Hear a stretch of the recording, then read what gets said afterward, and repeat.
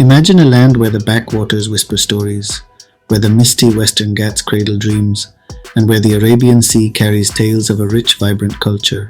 This is Kerala, a place where cinema isn't just entertainment, it's a reflection of life itself. But what makes Malayalam cinema so unique? Why does it stand out in a country with over 1,000 films every year? From its breathtaking locations that breathe life into every frame, to its deep-rooted history that blends tradition with modernity, Malayalam cinema is a world of its own. Add to that the Western influences shaped by decades of migration, a strong emphasis on education, and a culture that celebrates art in all its forms. What you get is a cinematic experience that's raw, real, and remarkably relatable. So, grab your popcorn, because today, we're diving into the heart of Malayalam cinema, unraveling how its geography, history, and culture have crafted a film industry that's not just different, but truly extraordinary. Let's explore why Malayalam cinema isn't just cinema, it's poetry in motion.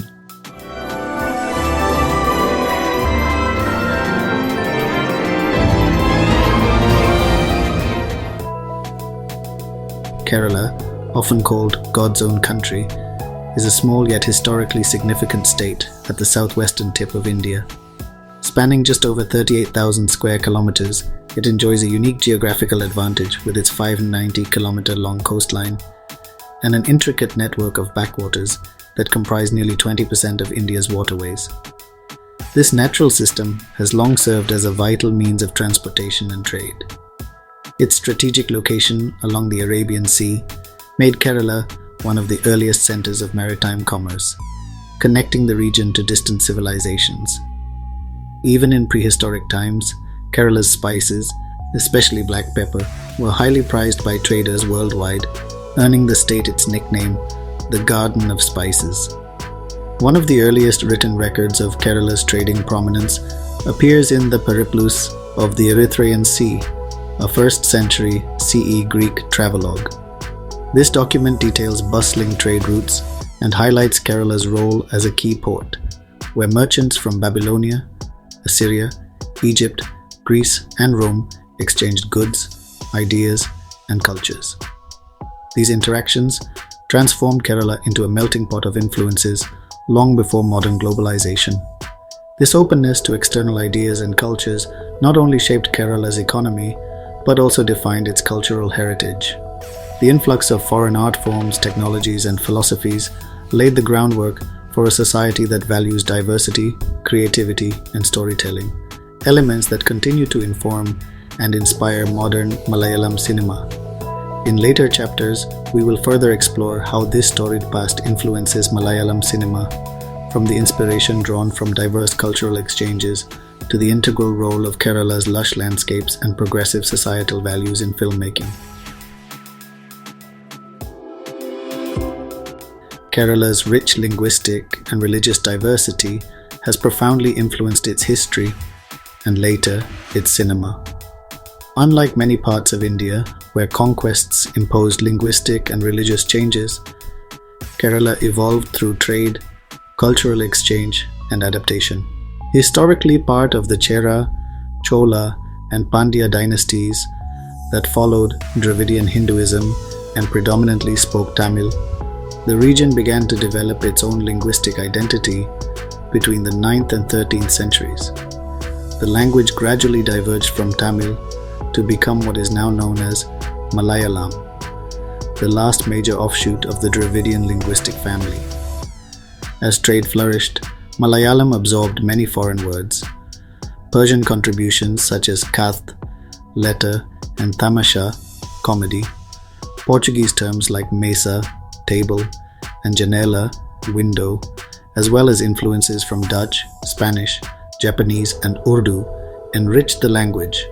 Additionally, the upper caste Hindus' familiarity with Sanskrit further infused Malayalam with classical vocabulary.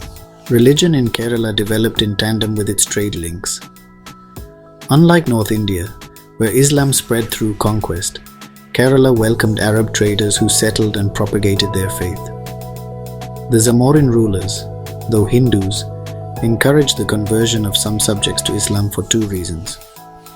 native Arabic speakers facilitated trade with Middle Eastern merchants, and a larger Muslim community meant more pilgrims traveling to the Gulf, indirectly boosting commerce. This inclusiveness extended to Jews and Christians as well, with Kerala becoming home to India's first mosque, church, and synagogue, each established with the support of local rulers. In many communities, the distinctions between a temple, a mosque, and a church were so subtle that they almost blended into one another. Although incidents like the Malabar Rebellion of 1921, Maapila Lahala, reveal that religious tensions were not entirely absent, the overall cultural fabric remained largely harmonious. Kerala's linguistic and religious diversity provided filmmakers with a rich cultural palette. In a state where the local vernacular could shift dramatically within short distances, directors and actors developed remarkable linguistic versatility. This multilingual environment led to films that authentically portrayed varied narratives, including many centered around Christian and Muslim experiences. See, Malayalam films are far too intelligent, they're way forward. One of the reasons, because at one point of time, Kerala had 100% literacy. Come on, they make, a title like Christian Brothers would be understood over there. You think Christian Brothers would be understood in Telugu?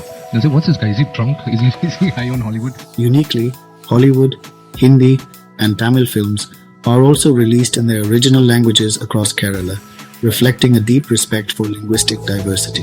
The multicultural roots of Kerala have empowered filmmakers to experiment with narrative forms, ensuring that Malayalam cinema not only mirrors the complexities of its society, but also offers universal themes and emotions.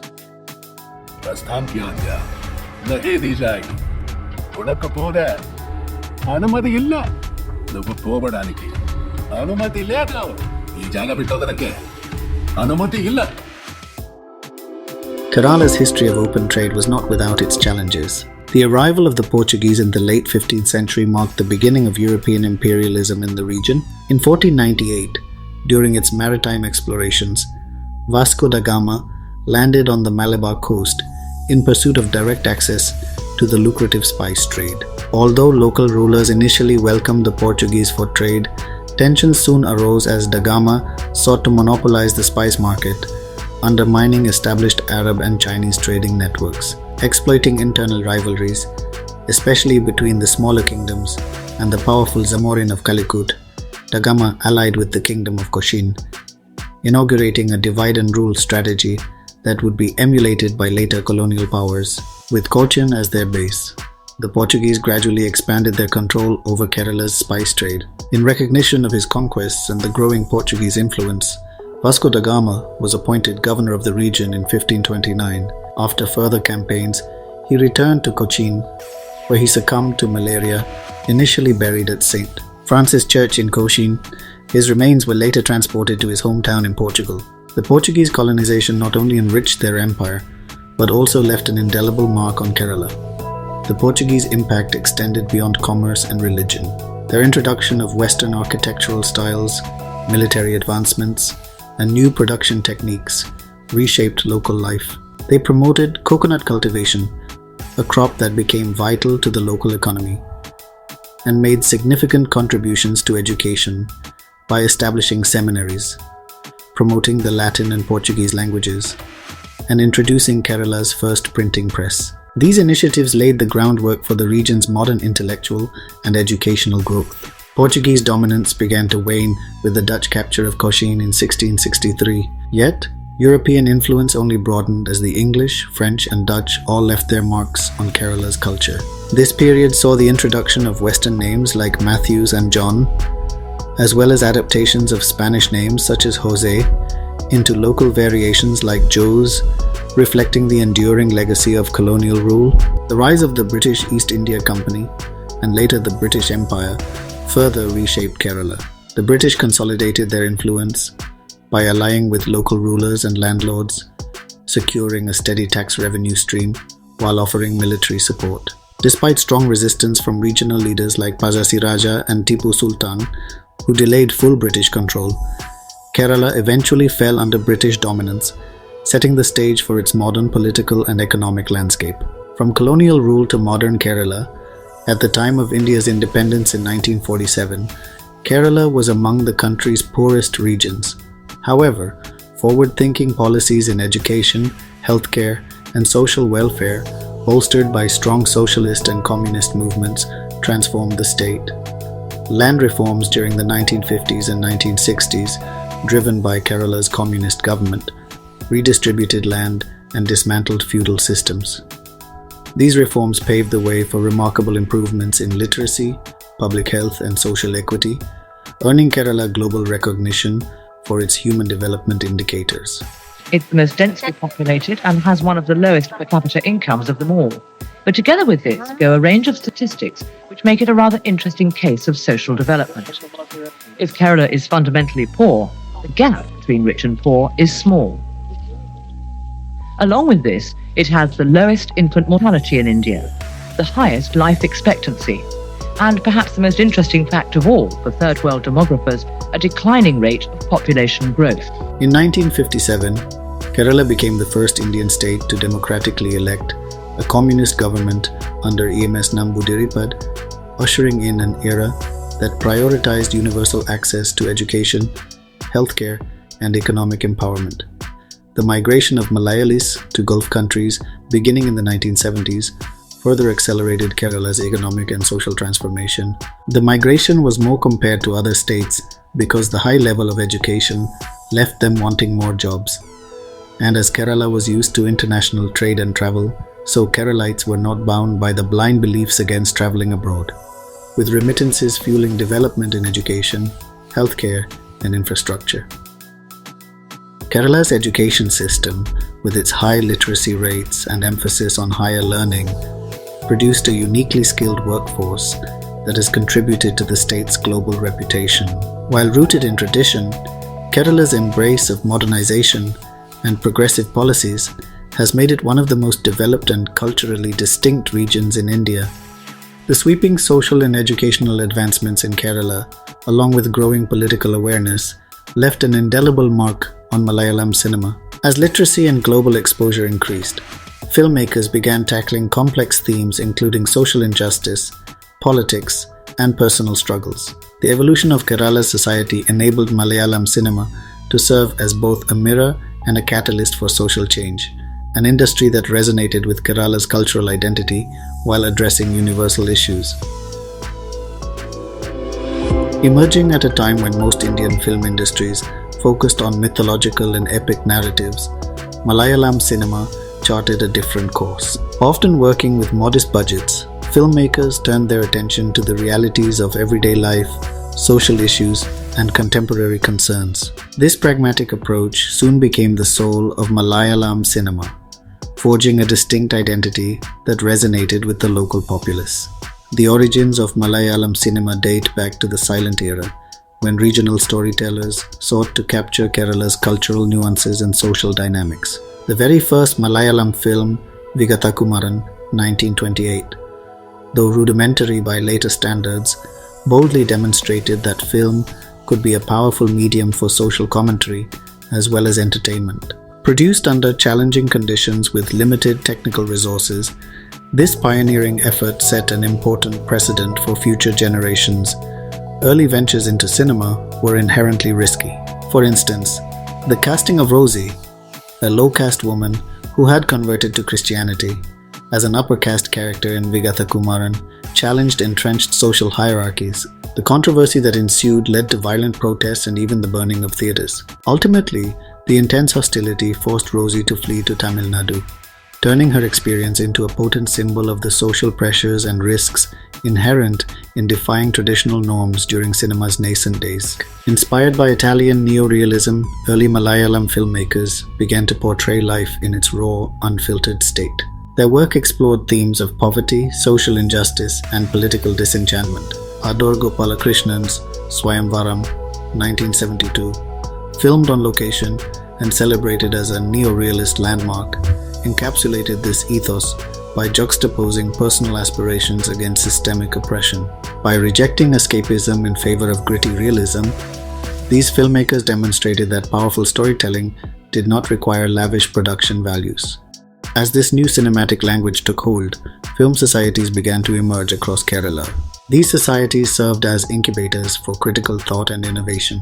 Pioneers like Adoor Gopalakrishnan co-founded the Chitralekha Film Cooperative and organized international film festivals to cultivate an audience receptive to art cinema. Simultaneously, traveling cinemas democratized film access by bringing movies to remote villages. In an era before digital platforms, these mobile units ensured that even isolated communities could participate in Kerala's vibrant cinematic discourse, fostering a grassroots appreciation for socially conscious narratives. Cinema in Kerala became inextricably linked with public discourse. Films were discussed passionately in tea shops, libraries, and community centers, blurring the line between art and activism. For example, Adoor's Illipathayam, 1981, used the metaphor of a decaying landlord to critique feudal remnants and spark debate on caste and power. Similarly, TV Chandran's Ponthan Mada, 1994, challenged caste hierarchies by portraying the fraught friendship between a landlord and an untouchable, subverting conventional Asvestham narratives. These films became powerful tools for dissecting Kerala's socio-political landscape. Budgetary constraints and a focus on local realities encouraged Malayalam filmmakers to explore intimate, socially grounded narratives. Films such as Chemi in 1965, a melodrama about interfaith love among fishermen, successfully bridged the gap between art and commercial cinema while addressing communal tensions. Political events, from the Naxalite uprising to land reforms, found expression in films like Kathapurusan, 1995, which chronicled Kerala's history through a protagonist's disillusionment with institutionalized communism. These stories not only mirrored Kerala's evolving identity, but also underscored cinema's role as a catalyst for societal change, globalization, and the democratization of Malayalam cinema. As global cultural trends made their way into Kerala, Malayalam cinema absorbed new influences and reached international audiences. Global film festivals began showcasing Malayalam films, earning critical acclaim and broadening their appeal. Importantly, initiatives led by film societies and local cultural organizations ensured that these festivals were accessible to all, students, cinephiles, and everyday moviegoers alike. This inclusivity nurtured a new generation of filmmakers who saw art cinema as both viable and inspiring. As the industry matured, filmmakers like Shajin Karun and John Abraham expanded its horizons. Karun's Piravi, 1988, based on real events during India's emergency, critiqued state brutality through the poignant story of a father searching for his disappeared son. Meanwhile, Abraham's Amma Aryan, 1986, fused fact and fiction to probe post-colonial identity crises. Even commercially successful films such as Avalude Ravukal, 1978, despite their controversial reputations, highlighted societal hypocrisies surrounding sexuality. The legacy of early cinema, the pioneering spirit of Vigata Kumaran, and the tragic yet courageous story of Rosie continues to inspire filmmakers, proving that regional narratives can capture universal human experiences despite significant challenges. The integration of cinema into Kerala's cultural fabric through film societies, traveling units, accessible film festivals, and vibrant public debates has cemented its role as a potent socio-political force. As Colonial Colin notes, Malayalam filmmakers incarnate the contradictory and pluralistic discourses occupying the national space, ensuring that their work remains a reflective mirror of the society from which it sprang. Idea of so many cinema clubs, or I don't know, it was traveling cinema that penetrated the villages in Kerala, small town, because there was a filmmaker in Kerala called Felini. Yeah, of course. Yeah. His brother is Godard, who's not a filmmaker. I know. So I asked him once, how do you get your name? This is my father named us because he used to see these films. I said, how? This is in our village. They used to show the film. Yeah. For example, in 2016, when Korean director Kim Di-duk visited Kerala to attend IFFK, they decided to go for a walk early in the morning, thinking that nobody would recognize him. But soon a crowd formed around him, even creating a traffic block. Kim was so surprised and touched that in 2018, when Kerala government was planning to cancel IFFK for the year due to the floods, he wrote a letter to the government of Kerala to not cancel the festival as art can be healing. 워킹하다가 사람들이 막 버스 타고 지나면서 손 흔들어. In the morning, he was walking on the street, and then people in the bus and taxi said hi to him. The Golden Age, the 1970s and 1980s. The 1970s and 1980s are widely regarded as the golden age of Malayalam cinema. During this period, the industry gained both national and international recognition, cementing its place as one of India's most influential film industries. Even actors from other regions found their footing in Malayalam cinema, one notable example being Kamal Haasan. Though he would go on to dominate Tamil cinema, his first role as a protagonist was in the Malayalam film Kanyakumari. Years later, when Hassan felt his Tamil roles had become stagnant and repetitive, his friend and cinematographer Balu Mahendra advised him to return to Malayalam cinema to hone his craft. At the same time, a generational shift was taking place. Actors who had ruled the industry for decades were aging out of lead roles, creating a vacuum for younger stars. Kamal Haasan and Jayan stepped in to fill this gap. Jayan in particular left an unmatched impact. He was the first true action hero of Malayalam cinema, rising to become its biggest star within just a few years. However, tragedy struck when he passed away in a helicopter accident while performing his own stunt. His untimely death left a long list of unfinished films, forcing the industry to look for new leading men. Among the actors who emerged in this period, Mammootty stood out. While many tried to fill the void left by Jayan, Mammootty not only took over commercial roles, but also embraced experimental films and became a key figure in the new wave cinema movement. Another actor who made his mark during this time was Mohanlal. Unlike Mammootty, who leaned towards serious roles, Mohanlal began his career playing villains before transforming into the quintessential boy next door hero. The dynamic between these two actors was unprecedented. They dominated the industry in the 1980s, often working on 30 to 36 films a year. Their presence defined an era and propelled Malayalam cinema to new heights. Meanwhile, directors were pushing the industry forward.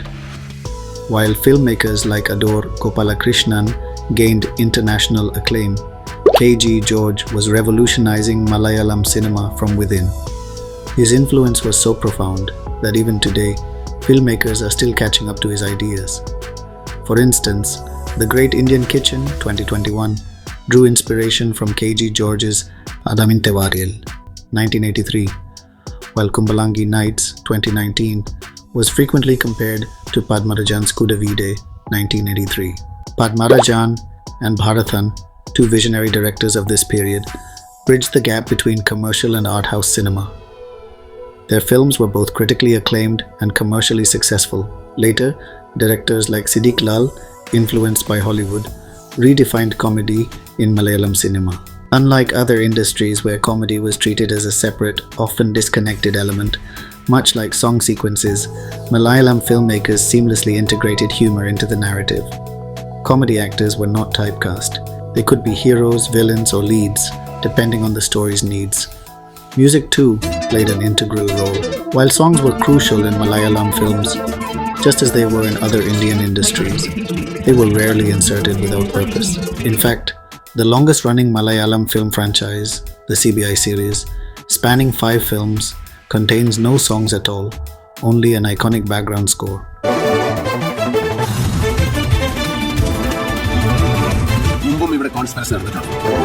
The downfall. The late 1990s and early 2000s. As the 1990s drew to a close, Malayalam cinema entered a period of decline. Theatre audiences dwindled and the industry struggled to maintain relevance. In a bid to stay afloat, filmmakers began imitating the commercial trends of other Indian industries, producing mass masala films. Although some of these films initially succeeded, the formula soon became repetitive. Even as actors like Mammootty and Mohanlal continued experimenting with quality films, audiences largely ignored them. To remain bankable, both actors resorted to starring in mindless commercial films alongside their more meaningful projects. The result was a flood of mediocre cinema, punctuated by only a handful of standout films. During this time, Malayalam cinema also gained notoriety for its association with softcore films. These movies, often re-edited and distributed across India, overshadowed the industry's more respectable works. Even legitimate films were altered without the knowledge of their original producers and directors. തൊട്ട് മുമ്പുള്ള ഒരു മലയാള സിനിമയുടെ കൂടുതൽ sex based ആയിട്ടുള്ള പടങ്ങൾ വന്നിരുന്ന ഒരു കാലഘട്ടമുണ്ട്. മലയാള cinema എന്ന് പറഞ്ഞു കഴിഞ്ഞാൽ തമിഴ്നാട്ടിലോ മറ്റു നാടുകളോ വൃത്തികെട്ട പടങ്ങളായിരുന്നു അതിൻ്റെ അർത്ഥം. കണ്ടിന്യൂസ് ആയിട്ട് അങ്ങനെയുള്ള പോസ്റ്റേഴ്സ് ആയിരിക്കും വരുന്നത്. പിന്നെ മാസത്തിലൊരിക്കലും ദൂരദർശനിൽ വരും ഒരു award. With unrelated scenes inserted to attract audiences. Though some quality films emerged, such as Pelleri Manikyam and Pranayam, they failed to make a significant impact at the box office. The industry was in dire need of reinvention. The turning point, the 2007 shift. Change began in 2007 with the release of Big B, directed by Amal Nirad. While the film was not a huge success and barely recovered its investment, it became a game changer. This Mammootty starter redefined Malayalam cinema with its innovative cinematography, stylized action sequences, and a protagonist who spoke sparingly, delivering dialogue in monologues. Though Big B was an unofficial remake of the Hollywood film Four Brothers, it took on a life of its own, becoming a cult classic after its home release. One of the film's most groundbreaking aspects was its theme. Traditionally, Malayalam cinema balanced experience with fresh talent. Either the director was a newcomer with an experienced crew or vice versa. But in Big B, nearly the entire cast and crew were fresh faces, signaling a generational shift in the industry. Actually, Malayalam cinema being the best in the country. Do you remember, and I know it's very hard when you're in the moment, but do you remember having any sense that things were changing? We all had a feeling because I think it really started with Amal Nirad coming into film industry. Yeah. He brought in a different kind of aesthetic. The Rebirth, 2011 and beyond. While Big B planted the seeds of change, it took a few more years for the industry to fully transform. The pivotal moment came in 2011 with Traffic, an ensemble film that proved a strong script could drive audiences to theatres regardless of star power. This success encouraged filmmakers to focus on storytelling rather than rely on traditional box office formulas. From then on, every few years, a Malayalam film would break industry expectations, sparking renewed interest. Initially, these films gained traction, primarily within film enthusiast circles, but the growing trend was undeniable. In 2020, the COVID-19 pandemic shut down theatres worldwide, forcing the industry to adapt. Malayalam cinema, long known for its efficient, low-budget productions, was well equipped to thrive in this new environment. With the rise of streaming platforms, Malayalam films reached a broader audience than ever before. The OTT boom allowed non-film enthusiasts to discover Malayalam cinema, leading to a revelation. Many critically acclaimed Bollywood films of the 2000s were actually remakes of Malayalam films from the 1980s and 1990s. This realization fueled a newfound appreciation for the industry's originality and innovation. Today, Malayalam cinema stands as a beacon of quality filmmaking, blending tradition with modern storytelling. It has emerged from its darkest phase stronger than ever, earning recognition not only within India but also on the global stage. Unlike other Indian film industries that had access to massive budgets, Kerala's film industry was built on financial limitations. From the very beginning, filmmakers had to work within tight constraints, focusing on strong narratives, social themes, and technical innovation instead of grand spectacles. The industry turned its lack of resources into an advantage, proving that creativity thrives under pressure. In the early days, most productions were shot in Chennai studios due to the lack of infrastructure in Kerala. Even renting these studios was costly, so to save money, filming was scheduled at night after other industries had wrapped up for the day. Recording studios followed the same practice, with dubbing and mixing sessions taking place in the late hours. This frugality extended beyond scheduling. Actors and crew members often slept on the studio floors instead of booking hotels. Even superstars like Prem Nazir, who holds the Guinness World Record for appearing in the most films, embraced these conditions. Despite the challenges, the industry adapted, ensuring that storytelling remained the core focus. A film industry that operates like a family, One of the most unique aspects of Kerala's cinematic culture is the deep camaraderie among its actors and filmmakers. While other industries often place rigid barriers between lead actors and supporting roles, Kerala's film industry remains fluid and collaborative. Mammootty and Mohanlal, two of the most celebrated stars, have acted in over 50 films together, a rare occurrence in Indian cinema. Their partnership is not an exception but a reflection of how actors in this industry support one another. Even today, leading stars do not hesitate to take on smaller roles in each other's films if the story demands it. This sense of unity extends to the younger generation as well, ensuring a dynamic and cooperative work culture. Actors also contribute to keeping costs low in practical ways. Instead of relying on extravagant costumes, they often wear their own clothes for their roles. Many even use their personal cars for scenes, eliminating unnecessary production expenses. The industry's financial constraints also led to the development of some of the finest cinematographers in Indian cinema. Without the luxury of elaborate lighting setups, they mastered the art of using natural light to create visually stunning frames. This ability to adapt became a defining characteristic of Kerala's filmmaking style, leading to international recognition for many cinematographers who later worked on major projects across India and beyond. We have traditionally had fantastic cinematographers, right? I mean, some of the biggest names in Indian cinema, cinematographers-wise, have debuted in Malayalam and have started out from Malayalam. Why is that? Because we shoot in real locations. And why do we shoot in real locations? Because traditionally, we couldn't afford sets. And traditionally, we couldn't afford large lighting setups and multiple generators on location. So we had to wait for proper light. We had to study proper light. Our cinematographers needed to use natural light and create latitude on film stock. So there was a culture where cinematography was very theoretically imparted, which is the reason I think a lot of great cinematographers have their best work in Malayalam. This naturalistic approach, born out of necessity, soon became a stylistic signature, influencing directors across the country. Despite financial limitations, the industry has pioneered several major technical advancements in Indian cinema. One of the biggest milestones came with Padmarajan in 1982, which became India's first indigenously made 70mm film. While Sholay was the first movie to be released in 70mm, it was converted in a Los Angeles studio.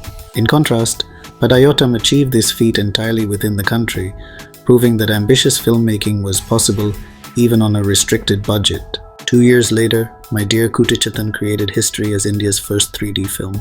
The project was such a technical marvel that distributors in Tamil Nadu purchased it at a price higher than that of a Rajinikanth film at the time. Ingenuity continued to drive innovation. When a film required a scene where children walked on the walls and ceiling of a room, CGI was not an option. Instead, the crew built a fully rotating set, inspired by 2001: A Space Odyssey. Decades later, Hollywood used the same technique in Inception. The industry also introduced Asia's first live-action and animation hybrid film. Inspired by Who Framed Roger Rabbit, the director wanted an animated character interacting with real actors. However, rotoscoping machines were too expensive, so 50 artists manually drew over live-action footage frame by frame to create the effect. This labor-intensive process demonstrated the commitment to pushing technical boundaries despite financial obstacles. Even in modern times, filmmakers continue to stay ahead of the curve. The Arri Alexa mini camera that was made specifically for the movie 1917, because the previous version of the camera was too heavy to be carried, was used by around 20 directors by the time the movie 1917 came out. That is how fast innovation is adopted in Kerala. The dedication of the industry's artists and technicians is another factor that sets it apart. In Bollywood and Tamil cinema, actors typically work fixed 10 to 12-hour shifts. In contrast, actors and crew members in Kerala often work around the clock, adjusting their schedules to meet production demands. There is a shared understanding that the film comes first. If a project requires continuous work, teams commit to the process fully, often completing films in record time while maintaining high quality. This fast-paced, collaborative approach ensures that projects are not only finished within budget, but also delivered ahead of schedule. Despite the chaos, the system works seamlessly, proving that passion and discipline can overcome financial constraints. Chapter 7 Conclusion: The Legacy of Malayalam Cinema. Malayalam cinema is a testament to how limitations can fuel creativity. Rooted in Kerala's rich history and cultural diversity, it built a distinct identity by prioritizing storytelling over spectacle. Even with financial constraints, it produced some of India's finest films, pushing the boundaries of filmmaking with innovation and resourcefulness. The industry's golden age in the 70s and 80s brought international recognition, but it faced a decline when it tried to imitate commercial trends. Yet resilience and experimentation led to its revival, proving that strong narratives will always find an audience. More than just films, this industry thrives on collaboration. Actors, filmmakers, and technicians work like a family, blurring hierarchies and supporting each other. The result is a cinema that remains authentic, fearless, and ever-evolving. Malayalam cinema doesn't follow trends, it sets them, whether through groundbreaking technical achievements, bold storytelling, or a commitment to realism. It continues to inspire. Its legacy is clear true. Cinema isn't about budget or scale. It's about heart, vision, and the courage to tell stories that matter.